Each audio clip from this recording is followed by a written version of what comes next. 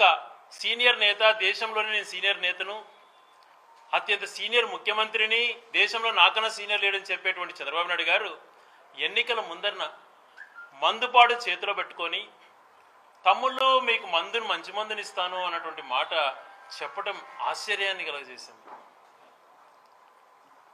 ప్రజల యొక్క వీక్నెస్ని క్యాచ్ చేసుకోవాలనుకున్నాడో, లేకపోతే సంసారాలు పాడు చేయాలనుకున్నాడో, ప్రజలపైన కక్ష కట్టాడో తెలియదు. కానీ గతంలో ఏ రాజకీయ నాయకుడైనా కూడా మీకు మంచి విద్యనిస్తాం, లేదా మీకు మంచి ఆరోగ్యాన్ని అందజేస్తాం అన్నటువంటి విషయాలు చెప్పినటువంటి మనం చూసాం. కానీ బహిరంగ సభలలో నిస్సిగ్గుగా మహిళలు ఉంటారు, అందరూ ఉంటారన్న ఆలోచన చేయకుండా మందు చేత ఇలా పట్టుకొని మీకు మందు అందజేస్తాను అని చేతులు ఊపి చెప్పినటువంటి పరిస్థితి చూసి నిజంగా ఆశ్చర్యం వేసింది.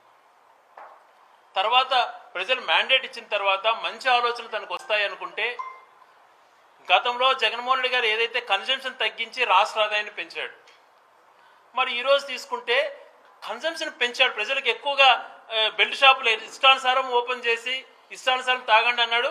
రాష్ట్ర ఆదాయం చూస్తే తగ్గింది.